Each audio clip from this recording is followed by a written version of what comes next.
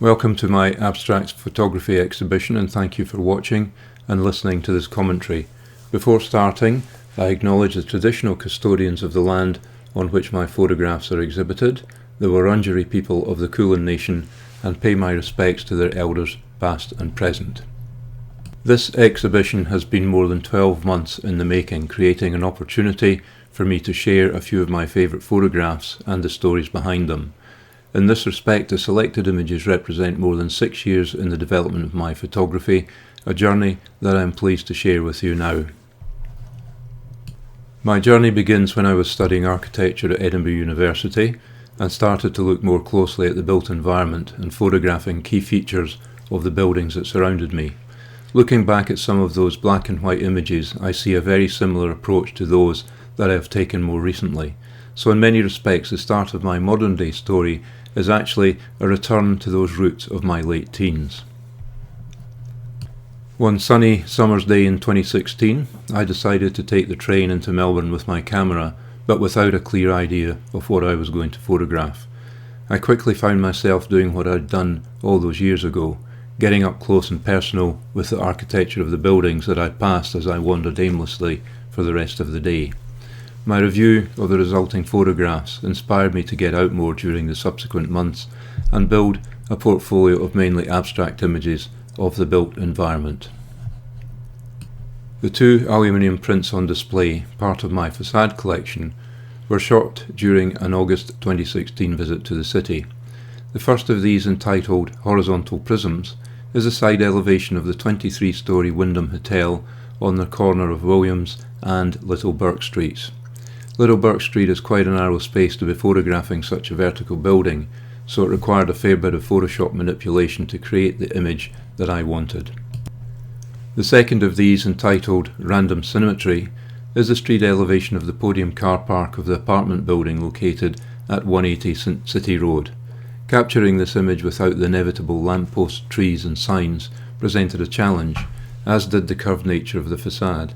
As with the previous image, it required a fair bit of Photoshop manipulation to create the final image that I wanted. When it came to considering how to present these photographs, I decided to have a go at using the medium of recycled aluminium, mainly because I felt that this medium is closely related to the subject matter. I was delighted with the result. Not only does the texture add to the image, but the medium also gives the prints a three-dimensional appearance. The next three prints are from my balconies collection, taken during two separate visits during March and April 2016. My intention with these was to focus on the abstract nature of the respective buildings, without any of the clutter that their occupants inevitably leave on their balconies. In many cases I succeeded in achieving this, but with these three images in particular, an unintended consequence was that I managed to very subtly include hints of their occupants' daily lives. I have come to appreciate that this enhances the appeal of these images, making the viewer examine them more closely. So, when you're viewing these, look out for the clothes racks, the suitcase against a window, the bicycle, and the pot plants, both living and dead. As a bit of an aside, between June 2016 and November 2019 I completed two major assignments photographing the monthly progress of the Flinders Street Station exterior refurbishment project and the State Library Victoria Transformation Project, along with many other assignments photographing completed projects. Then we all know what happened in early 2020. The COVID pandemic effectively brought my assignment work to an end, so with time on my hands and a bit of money in the bank, I bought a drone. This gave me a totally different perspective on the built environment, one of the results of which is the aerial shot of the netball courts close to where I live. On the one hand, this image doesn't challenge the viewer to understand the subject, but on the other, it presents a unique, highly abstract view of netball courts, enhanced by the strong shadow lines of the various vertical elements. Moving on, Silent Sentinels adopts the medium of acrylic to depict one of my other keen interests, the relationship of the abandoned built environment with the natural environment and how the latter gradually claims back what was once taken from it. The regular spacing of the piers of the abandoned Castlemaine to Maryborough railway line across the edge of the Cairncurn Reservoir establishes a great juxtaposition with the three groups of dead trees. taken during drought conditions. This shot also illustrates the impact that man-made infrastructure, in this case the reservoir, can make on both the natural and built environments. The next image presented, on this occasion in monochrome, progresses more into the natural environment. It challenges the viewer to consider the scale of the subject. How large is that rock, or is it an island? In answering that, it was taken from the swing bridge at Cataract Gorge in Launceston, Tasmania. The image is an overlay of the positive original with a negative of the original and selectively masked to create this fluid organic abstract. In September 2020 I discovered Lake Tyrrell, which has drawn me back there on a number of occasions since. Located about 9 kilometres north of Sea Lake on the Calder Highway, Lake Tyrrell is Victoria's largest salt lake, covering 20,860 hectares. It is quite ancient, having been formed from the changes in sea levels over the millennia, and is dry for most of the year. Being a commercial commodity, salt began to be harvested in 1896 and continues to the current day, with an annual extraction of over 100,000 tonnes used for swimming pool treatments, amongst other applications. In a normal year, unlike the one we have just experienced, the lake is mostly dry or with a very shallow covering of water which tends to move around depending on the wind direction. This influences some amazing colour changes that are enhanced by the time of day and the elevation and direction of the sun. The next image, Rusty Relic at Sunset, although not strictly an abstract, is included to contrast its colour palette with that of the remaining 3 images.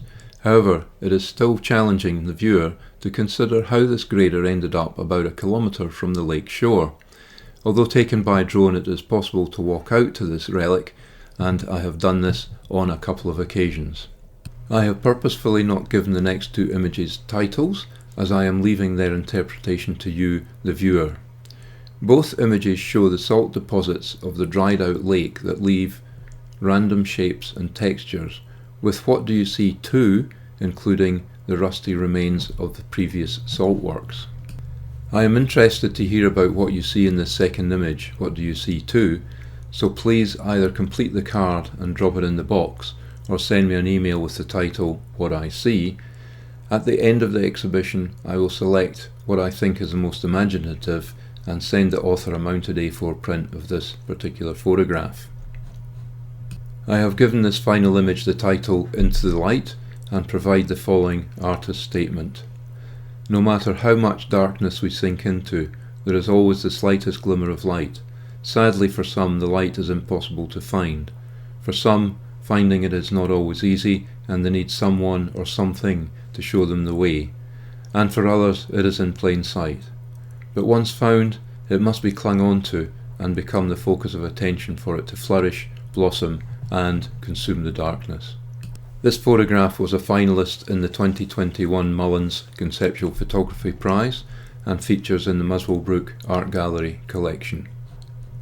You will note that, with the exception of 2, the framed prints feature non-reflecting glass, which I believe enhances the images and well worth the additional associated cost. If you wish to purchase any of these images as they are, please speak to the gallery staff or myself, or if you prefer them at different sizes or unframed, or any other images on my website, please call me or send me an email. Finally, my talented partner has stitched up a couple of cushions that include 2 different photographs as examples of the other subject matter that I enjoy photographing. The first is a jacana, or more commonly known as a Jesus bird, on account of it appearing to walk on water, and the second is of Ellerslie Creek Big Hole, an area which is key to understanding the geological history of this amazing country in which we live. In closing, I thank you once again for visiting my exhibition. Thank you.